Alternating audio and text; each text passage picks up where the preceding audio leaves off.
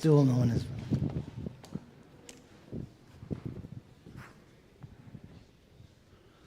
Good morning. Oh, I don't need that one.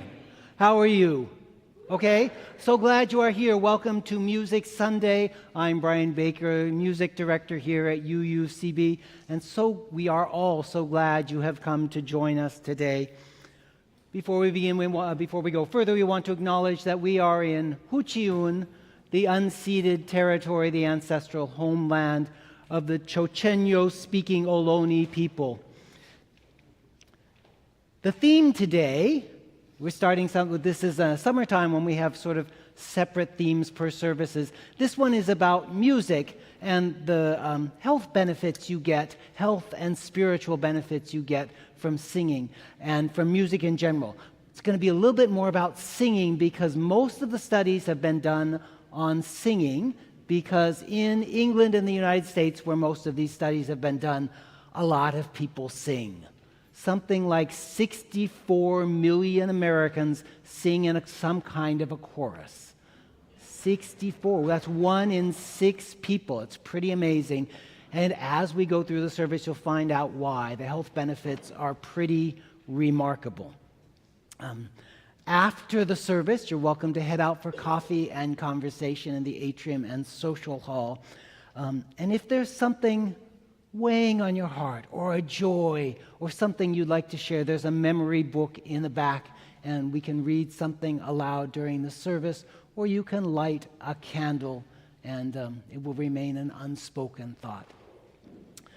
Before we sing our first hymn, which is that wonderful "My Life Flows On in Endless Song, How Can I Keep From Singing?" I'm going to invite you to rise, stand up, and wave to the people who are joining us virtually.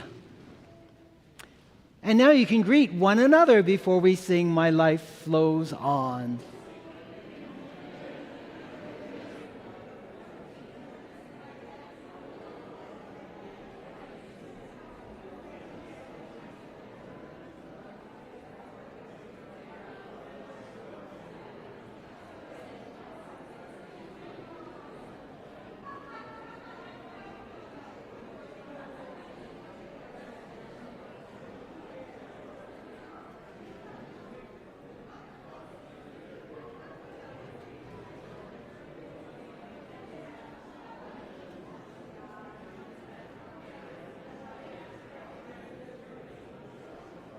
Glory Buona.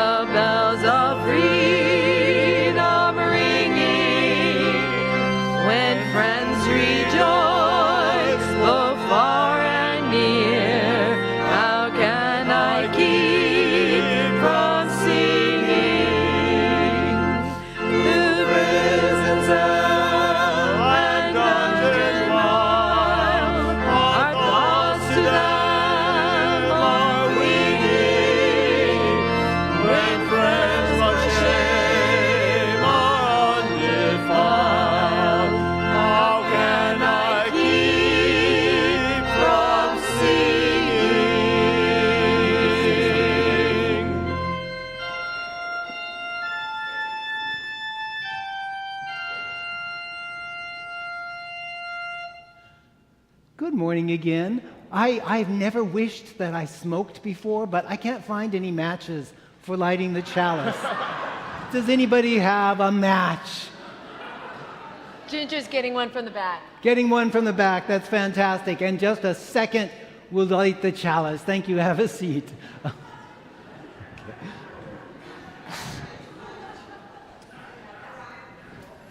Very good. Yay! Thank you, Ginger. Okay, charge. You can light it whenever you're ready.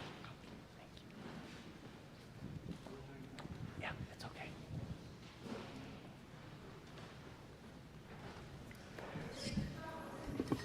My son Ryan is at home today, watching online, so Phoebe Sorgan is going to light the chalice. And I'm Nancy Lemon. Look at my skin. Look who I love. Look at my faith. If you take the time to look at me, you'll see the same fears and tears that tear you apart.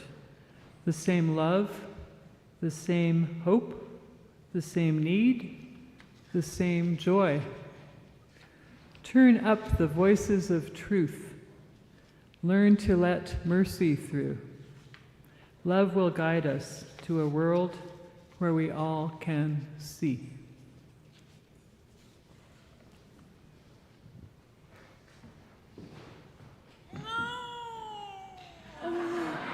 It's time to get up again. You're gonna need this later. I will be your standing stone. I will be your standing stone. I will stand by you. I will stand by you. Let's just sing that 2 more times. I will be your standing stone. I will stand by you. I will be your standing stone. I will stand by you. Gorgeous. Thank you. You may be seated.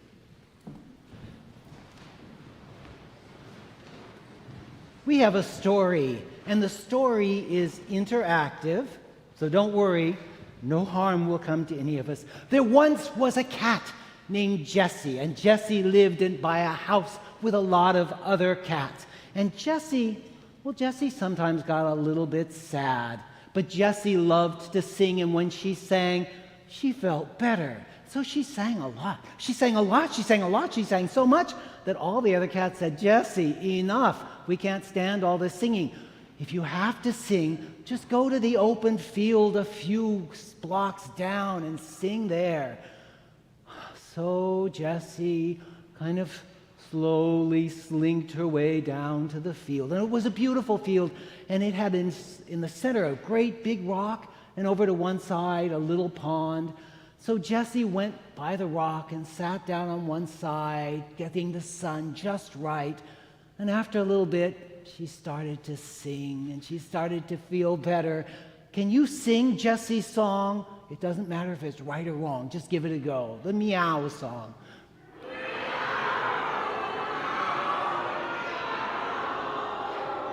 I feel better already. Thank you.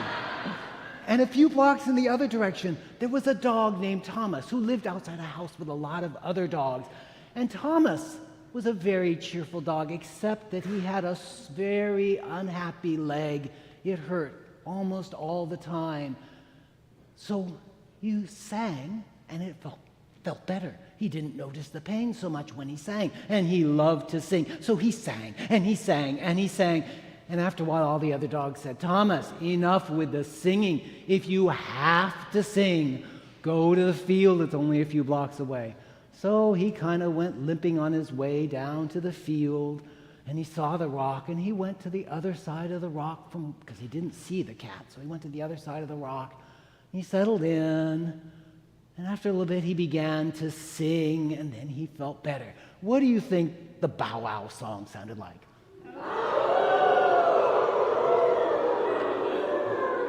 I feel better already, he said. And so then he stopped, and the cat started, Jessie started on the other side. And Jessie stopped, and Thomas started. And after a little bit of this, they got curious. Who is making that singing-like sound on the other side? It's so odd, but I think it might be okay. And so they both crept around the rock very slowly till they could see each other. And they stared at each other. They stared and stared. And then after a little while, Jessie thought, I'm really sad and I don't want to have a fight. Thomas thought, oh, my leg hurts so much, I don't want to fight. And then Jessie thought, well, we are all connected more than we know. And I guess dogs have feelings too, and well, this one likes to sing, so I guess he's not all bad. So she sort of sat down. And then Thomas kind of thought the same thing. We're all connected more than we know, and well, this cat likes to sing, so maybe it has other redeeming qualities too. So he sat down, they looked and relaxed, and then they both began to sing. Woo-hoo. And it was a wonderful cacophony. And along the way, over by the pool in this field, there was a frog. And the frog heard all that sound and said, oh, what is that noise? That sounds almost like singing. And so the frog jumped very carefully up and then peered right up by the rock and looked out and saw a cat and a dog. But then he watched, and they weren't doing anything except once in a while singing. And so he thought, maybe I could sing with them. We are all connected after all, and they may have some redeeming qualities, and they haven't eaten each other yet, so maybe they'll leave me alone. So the cat and the dog and the frog all began to sing.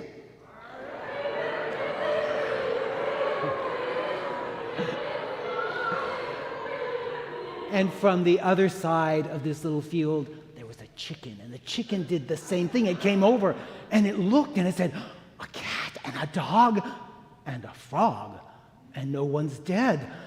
So maybe, since we're all connected more than we know, we could sing together. And so they all started singing at the same time.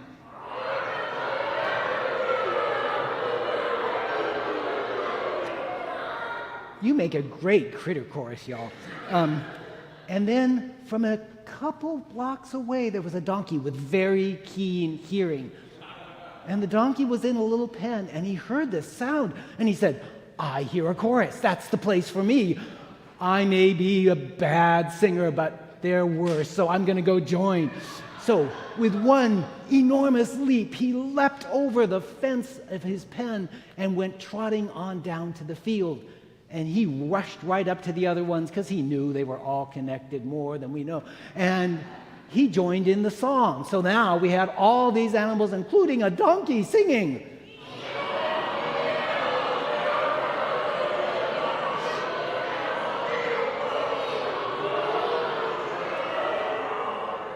And this amazing noise attracted the owl that lived in the neighborhood. And the owl came down and sat on one side of the big rock. And a swallow that happened to be sailing by came down and sat on the other side of the rock. And the owl, who was a very learned creature, told all the other animals, this is so good. You are all making music, and music is very good for you. I have read studies that prove it is very good for you. They're mostly English and American because that's where a lot of people sing, but they are very good. It's good for your heart. It's good for your lungs. It's good for your entire cardiovascular system. And it's good for your soul, and it's good for your mind, so you can maybe one day think as well as I do. And it's just generally a good thing to do. And look at you all, so different, and yet you're sort of here together in harmony. It's amazing. Perhaps, said this very learned owl, we could all sing in harmony. And he said, "Hoo!" Would you all sing that? Now, in your own animal voices, would you sing that? Hoo! Excellent. And then the swallow, who was waiting its turn eagerly to say something, "I have an idea," said the swallow. "Perhaps the donkey could sing this song."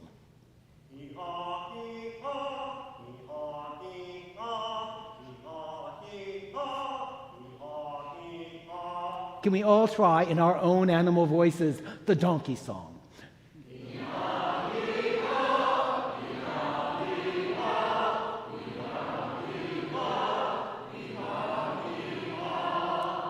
And then the swallow thought maybe the frog could sing another song.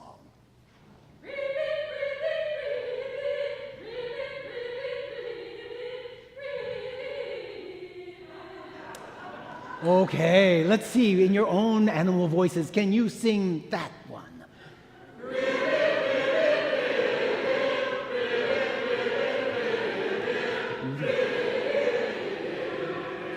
Let's put them together. The he comes right before the ri. Okay, so this is the donkey song, and this is the frog song, and here we go.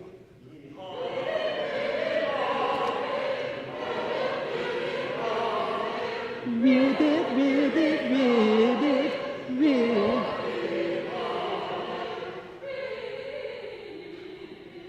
Fantastic. They were very happy, and the owl complimented them again. And then the swallow said he had a story. "I made a great flight recently. I went far, far away, and I came back, and on my travels I heard a song, and I would like you all to learn this song. Perhaps we could sing a song together." It's a song that people made, so it's not really that good, but it'll be good enough for us anyway. And so the owl was very kind. He brought along a portable piano.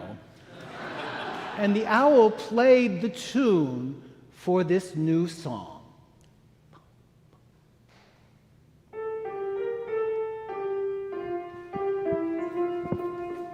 Yeah, can you just the melody from there.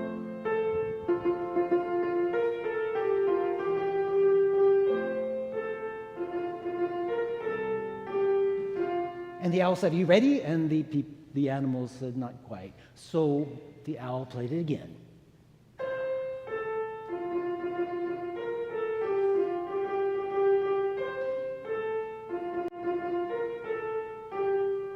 So in your own creature voices, let's try it.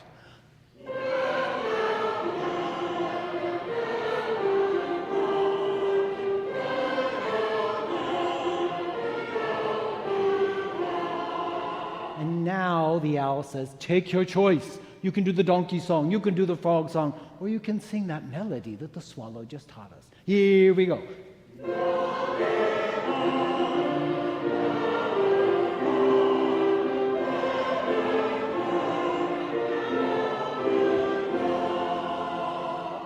Excellent. And the owl clapped his wings together, acknowledging approval. And now it's time for us to sing that song the swallow learned.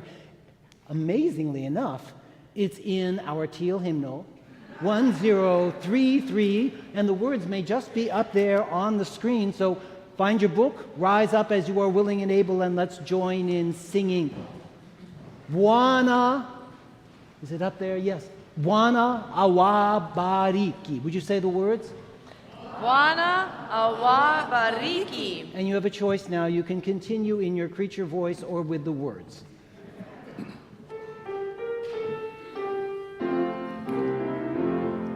Bwana awabariki, Bwana awabariki, Bwana awabariki milele.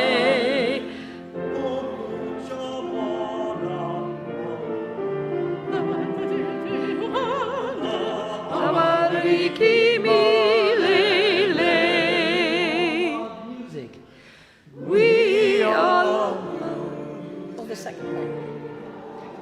got you. There's that little bit at the bottom. That's it. We all love music.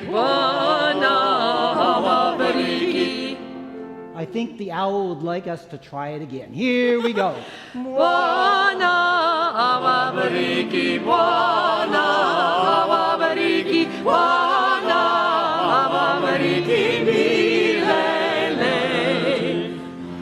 all love music.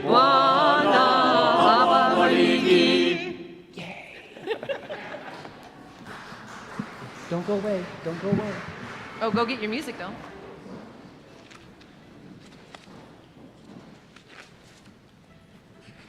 A small group of singers is now going to sing a piece by a composer named Kyle Peterson. And he wrote both the words and the music. And I'd like to read what he wrote in the preface to the piece. It says, I think we all sense our communities becoming more fractured. We witness individual relationships fraying in our neighborhoods, schools, churches, places of work, and even our families. One of the root causes of this is, I believe, how quick we are to judge others and hold others in contempt for their politics, their religion, gender, sexual expression, skin color, class, education level, and a host of other characteristics. This piece is an invitation to lay down our judgments. It's also an invitation to see those aspects of identity that are important to people, but to see the people around us as more than just a collection of isolated characteristics, rather to see all of them.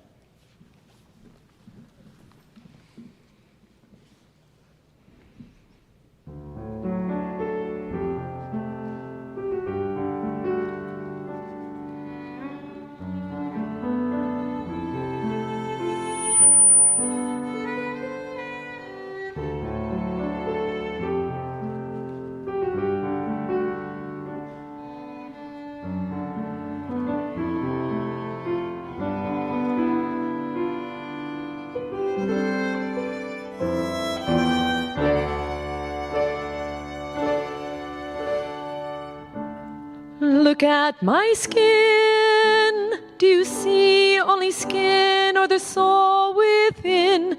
Do you see what's true?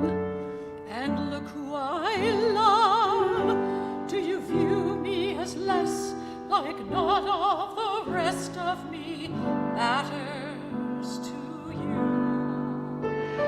Turn off the talk in the air and the voices who seem to just care about dividing and hiding us where you won't see. Ooh.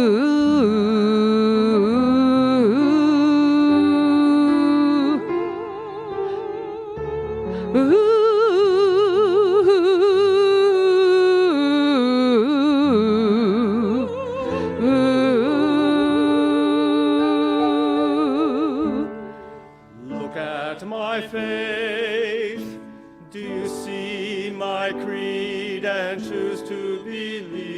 That's all of me. Ooh. Look at my vote. On that alone, are you likely to show contempt for me?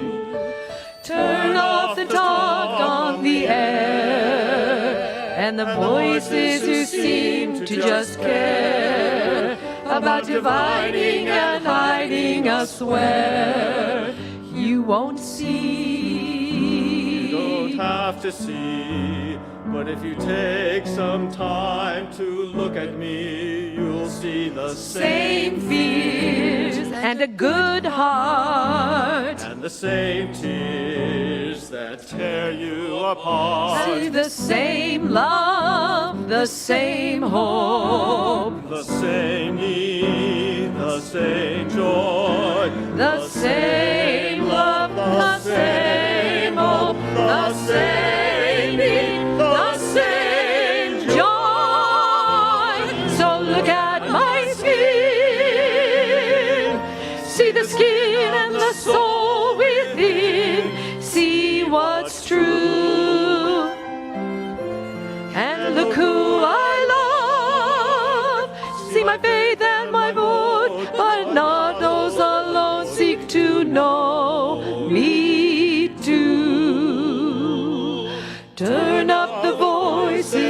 truth.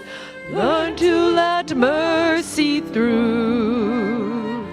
Love will guide us to a world where we see. You will see all of me.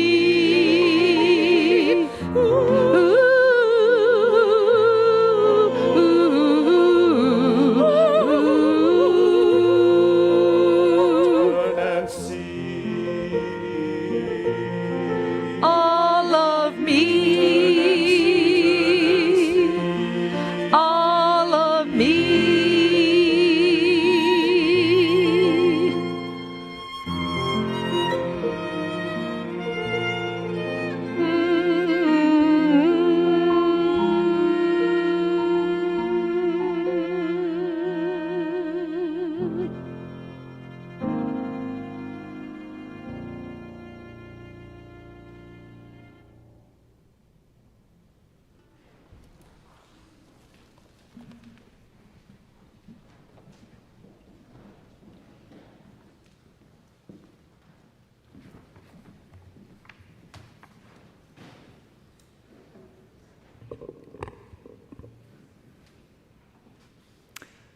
For her recent 35th birthday, I gave my daughter-in-law Ellie a pop-up greeting card, which I had been saving for the occasion.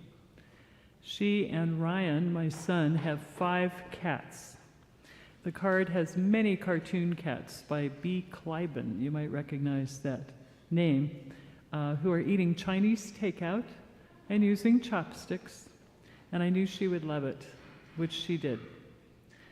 And one of the things we both liked about it was the way the card went from flat, 2-dimensional, to popping up in space to become 3-dimensional. I didn't used to be able to see how 3-dimensional the world was, including everybody in it. I often experienced other people as 2-dimensional and had difficulty seeing all of them, like in the song that we just heard by Kyle Peterson.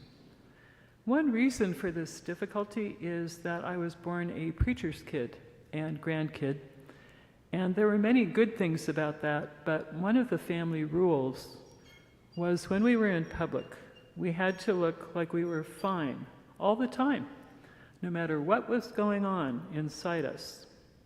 A 2-dimensional presentation of ourselves. In college, I stumbled upon co-counseling, or reevaluation counseling, or RC. And it was surprising to me to realize that all the people around me who looked like they were actually fine all the time, in fact, had a lot of deep feelings like I did, like anger, fear, grief, and a lot of joy. I've been part of RC since then. This morning I was on an international Zoom call with 750 people from many, many countries and many languages, and we were doing counseling together. I really deeply value the emotional intimacy that we share in our counseling sessions, and it helps me see the 3-dimensionality and the full humanity of people. This perspective also enabled me to connect with people who I used to think of as the other and different from me. I'll give you 2 examples. First, I worked for over 40 years as a domestic violence expert, witness, attorney, law teacher, author, trainer, legislative advocate. As part of that work, I needed to interact with law enforcement officers. I was raised in Berkeley in the 1960s, and many of the people around me then saw anyone who was a cop or in the military or worked with the FBI as the other, as not really human. They had bad names. They were called pigs. Not by me, but I see somebody nodding back there. But in the domestic violence work that I did, I got close to quite a few police officers. We were doing trainings together for other police. We were writing policies on domestic violence. We were working on legislation. And I came to see them as three-dimensional human beings. And I had respect for them. There was a captain on the Concord police force who was training with the FBI at one point, which to me was kind of mind-boggling. And he asked me to speak at his retirement dinner, which was quite an honor for me, which of course I accepted. And then later in my life, my niece joined the Navy Reserve Corps. She's a nurse, and she married a man who did many tours with the Marines in Iraq and Afghanistan, and he's now a sheriff's deputy in Arizona near the border. And I have come to see him also as a fine human being, a good husband, a good father, and three-dimensional. The other example I'll give you is that I was raised thinking that people who were violent criminals were somehow just completely different from me and the people around me. I didn't really understand them. The listening skills that I learned in co-counseling have helped me listen to survivors of partner abuse for many, many years, and some of them, mostly women, a few men, found themselves in life-threatening situations where it really was a choice between their life or the abuser's life, and they chose to kill their abuser and to live. When I would look at the police reports before I would go for these interviews, I would think, oh, this person is clearly guilty. But after I listened to their story, sometimes for 4 hours, 5 hours, 6 hours, it became very clear why they had done what they did, and they were full human beings. I came to see them as three-dimensional, and at this point in my life, I have several very close friends who killed their abusers, and they're wonderful human beings. So I've come to see that actually all human beings experience hopes and struggles and dreams and fears and anger and sadness and joy. And when we can't see that in other people and they look like the other, and we see only one thing about them, like in Kyle Peterson's song, like the color of their skin or how they vote or something narrow, we're seeing them through the filter of our own hurts. Or when we see only one thing about them and they look kind of flat and two-dimensional, it could be that what we're seeing is actually how they were hurt. An example that I've been thinking about is our president, who I usually can see only someone that I don't understand and I don't like. And he seems very two-dimensional.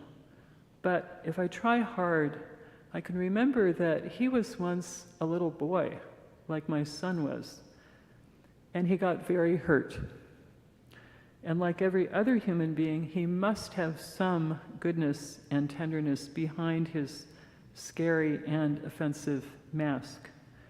So I'm trying to reach for that three-dimensional view of him, which I think is actually closer to a full reality. Thank you.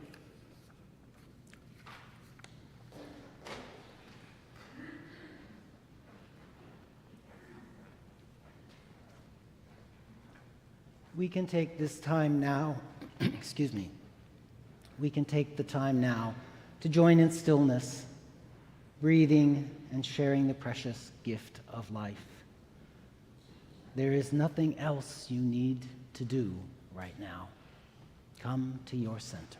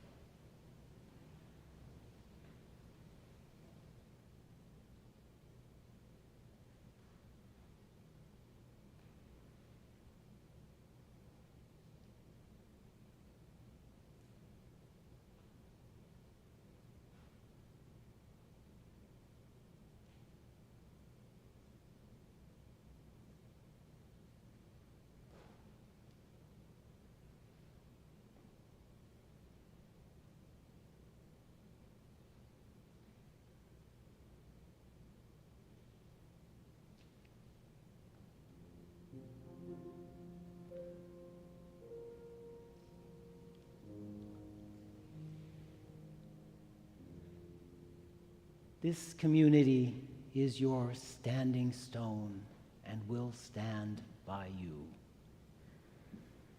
I will be your standing stone. I will stand by you.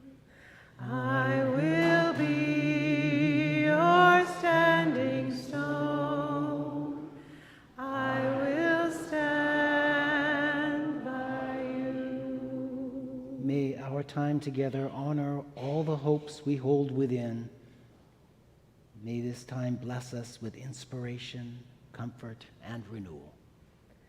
I will be your standing stone. I will stand by you.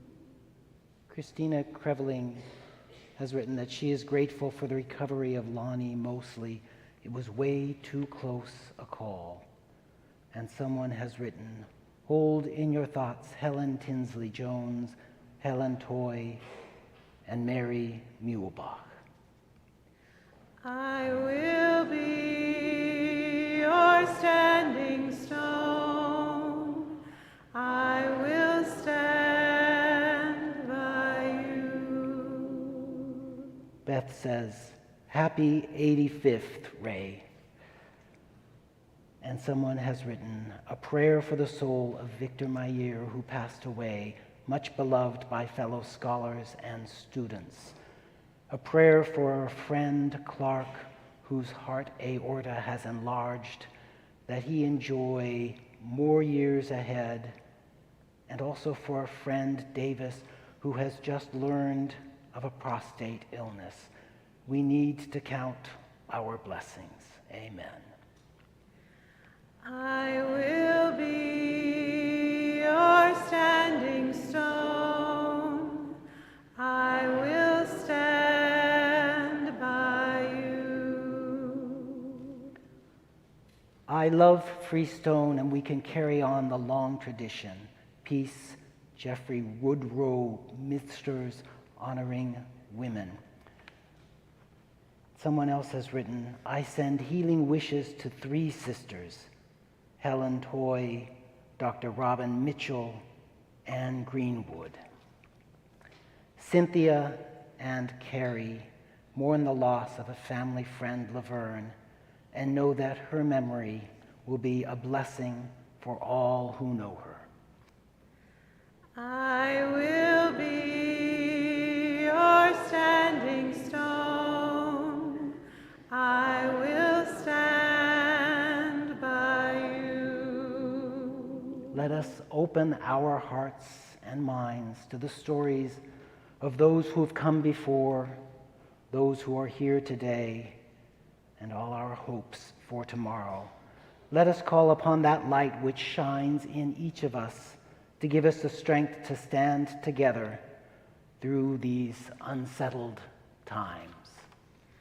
I will be your standing stone. I will stand by you.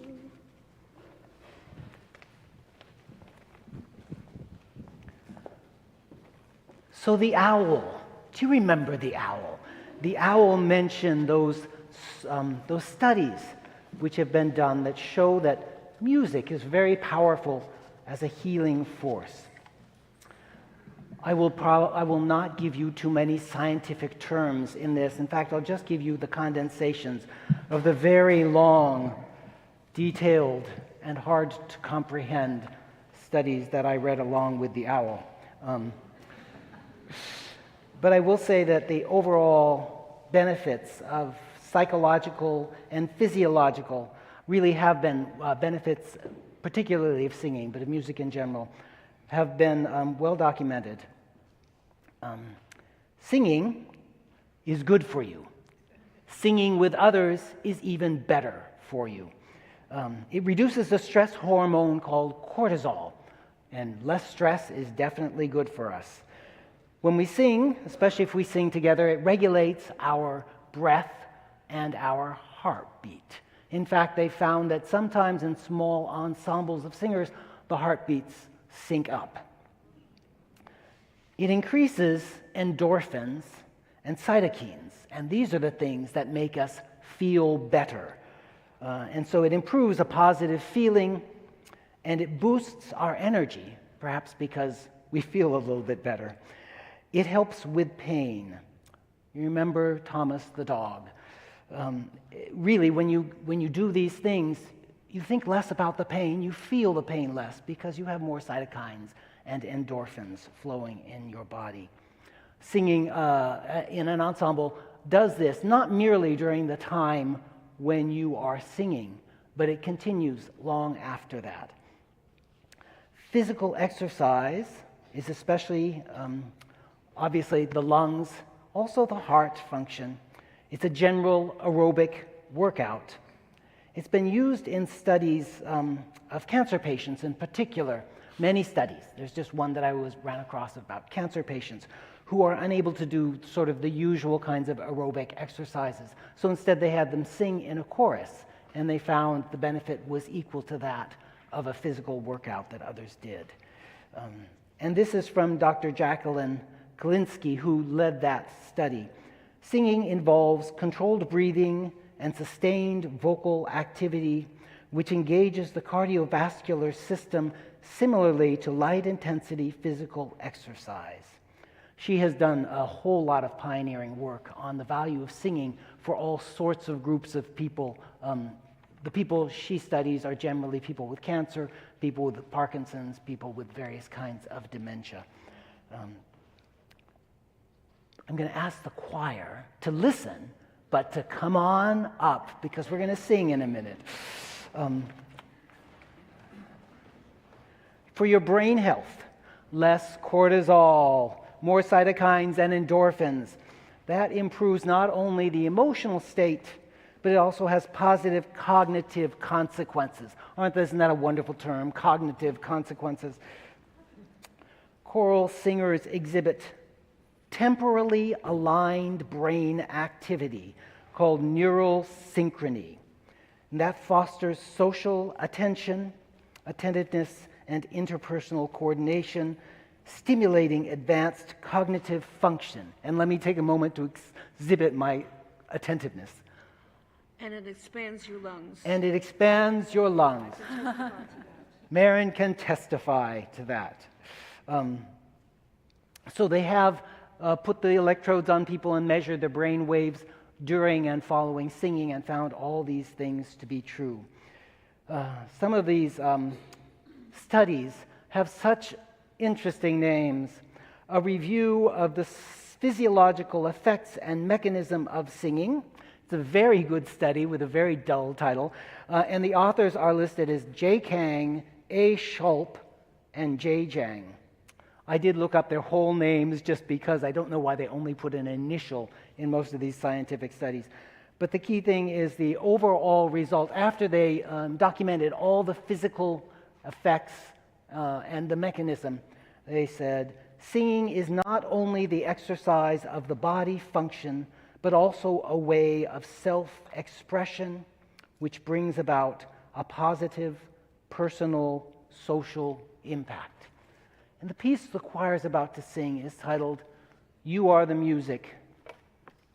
And the reason we're doing this one, it's a wonderful piece, and you are the music, not your song, not your voice, not the way you play the piano or the way you drum. It's what's inside and comes out. What they found again and again is it doesn't matter when you sing if you sound good or not so good. The benefit to you is the same. The benefit to everyone, sort of society, is the same. We are all more connected than we know.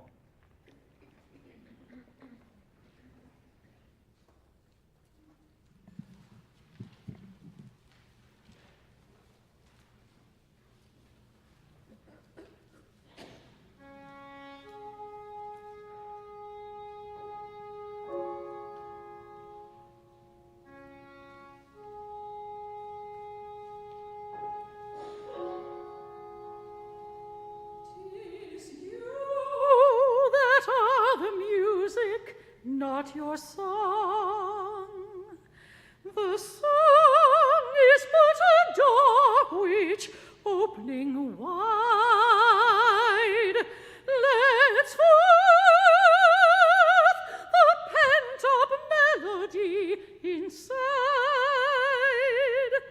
your spirit's harmony, which, clear and strong, sings but of you.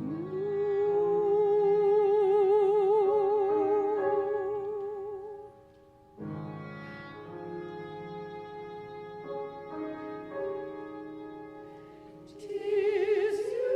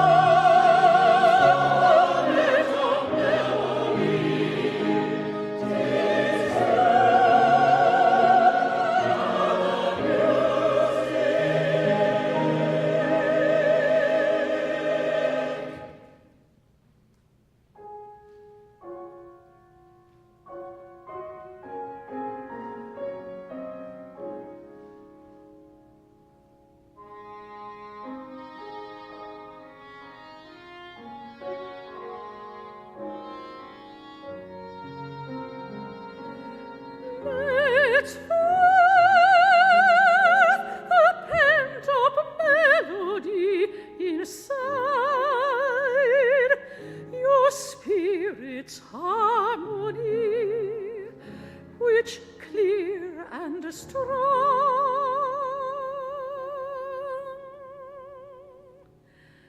sings but of you.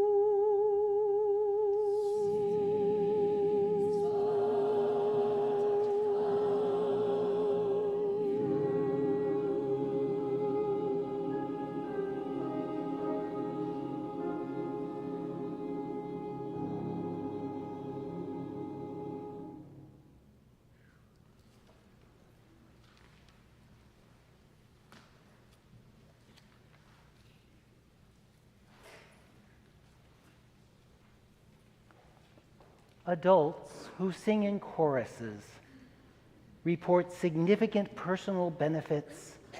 They feel less lonely, they feel more connected, it helps them socialize. That may not be such a surprise. So in addition to the directly scientific studies, they've done the other kind, which are observational studies and self-reporting studies.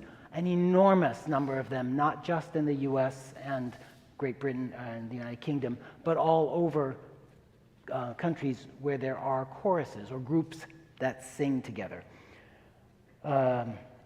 They did some questioning in a number of these studies, asking choral singers and comparing their responses to the general public. And I'm just going to list a few of these, because some of them are quite remarkable. They asked, do you feel a sense of purpose in your life? 82% of choral singers said yes, 66% of the general public said yes.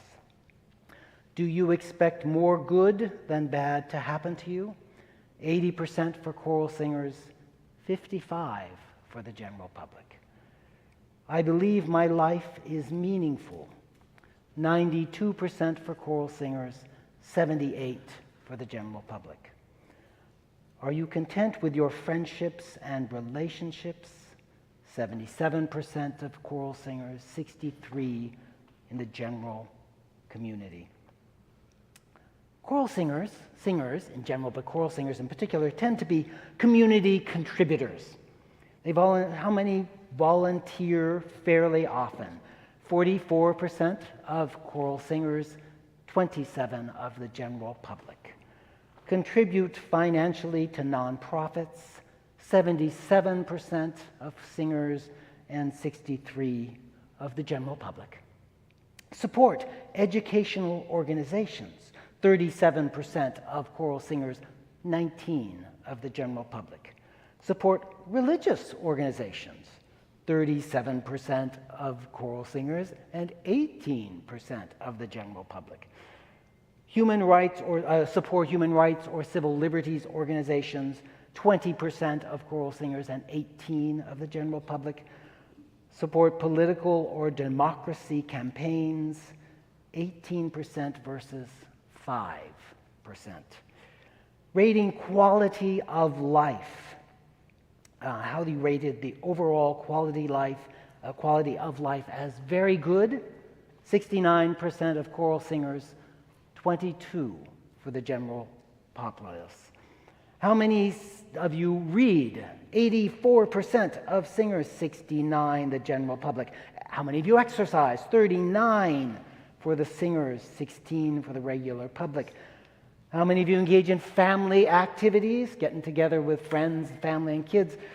50% versus 43%. How many of you engage in cultural activities? That's everything from movies to concerts. 77% for choral singers, 23% for the general public. There are so many more of these I could share with you, but that would get a little tiresome. Once again, I will say that whether you do it well or not so well, doing it gives you benefits, all kinds of music making. So I'm going to ask you in the next piece to try tapping a rhythm. You can clap it, you can snap it, you can tap on the pew, and you can do nothing and just listen to the music, but it works really well if you all join in. So the next piece is a spiritual, a traditional American spiritual called Keep Your Lamps Trimmed and Burnin'. And the coded message inside, there's a coded message inside almost all spirituals, is about being ready if there's a chance to escape. And if you do escape, keep the lights you have lit so that you can find your way. So I'm going to give you two patterns. So the piece is kind of keep your lamps trimmed and burning. And we can tap this way. Let's try that. Here we go. Okay. You can snap, you can clap, whatever you like. Here's another one.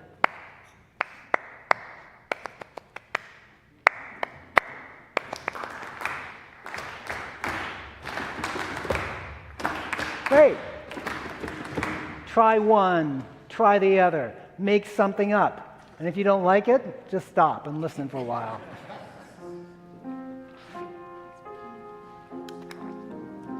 And we'll just start start with the singing. Yeah.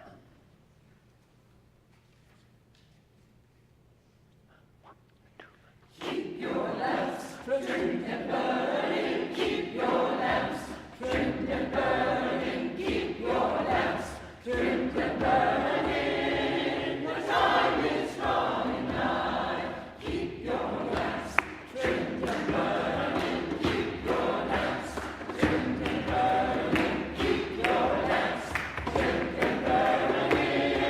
The time is drawing nigh. Children, don't get weary. Children, don't get weary. Children, don't get weary. Till your work is done. Christian's journey soon be over. Christian journey soon be over. Christian journey soon be over. The time is drawing nigh. Keep your lamps trimmed and burning. Keep your lamps trimmed and burning. Keep your lamps trimmed and burning. The time is drawing nigh. Keep your lamps trimmed and burning. Keep your lamps trimmed and burning. Keep your lamps trimmed and burning. The time is drawing.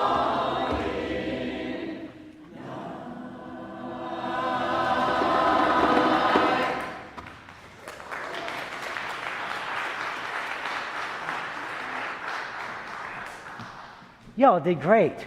That was the most fun I've ever had with that piece, too. Thank you very much.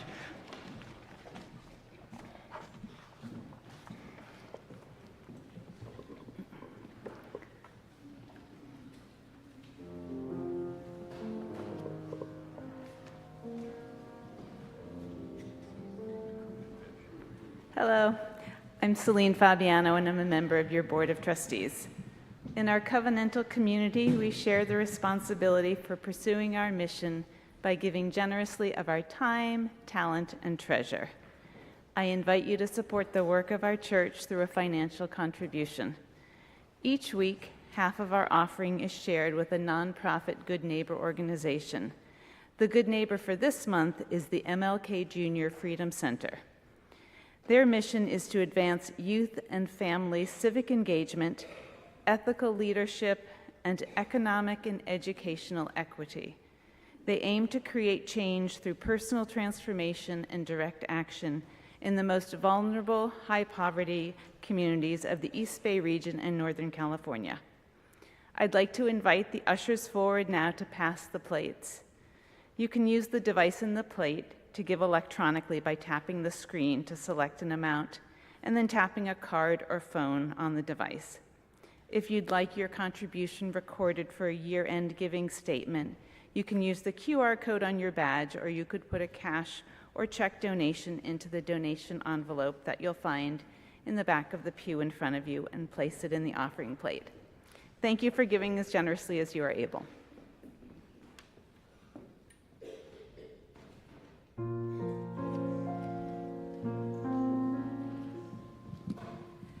Nada te turbe, nada te espante. Quien los sostiene, nada le falta. Nada te turbe,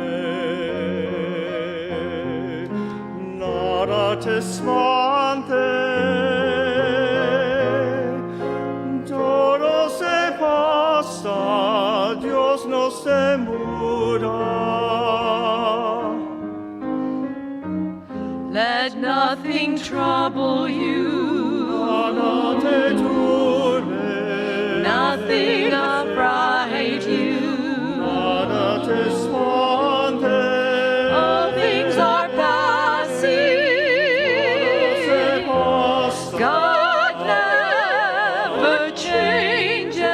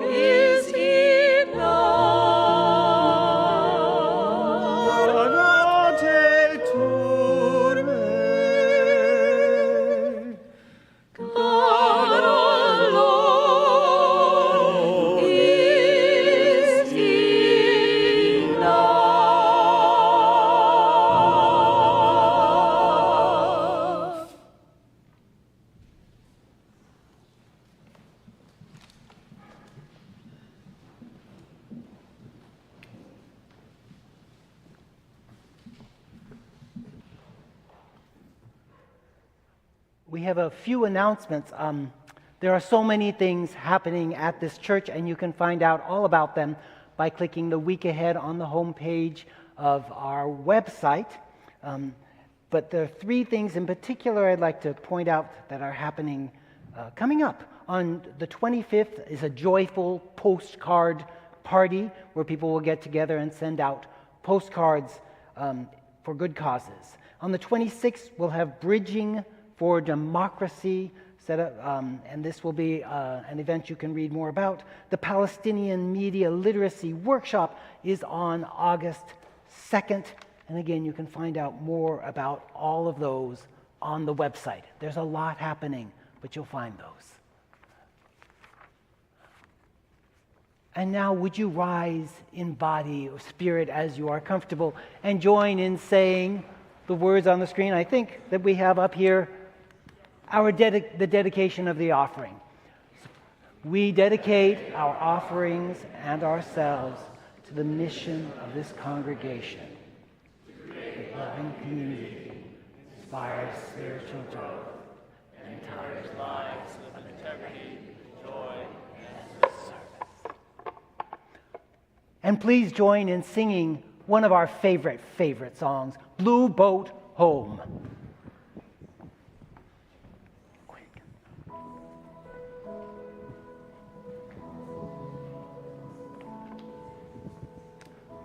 I'll get there in just a second. Oh, is that right? Is that the right one?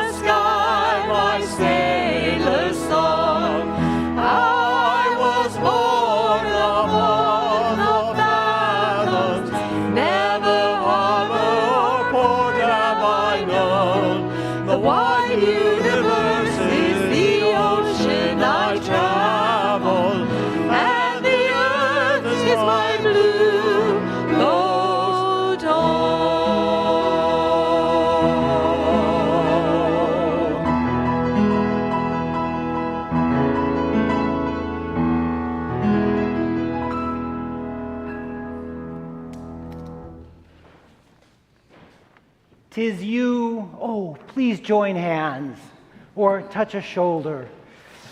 'Tis you that are the music, not your song. The song of the earth has many chords. The ocean has many moods and tones.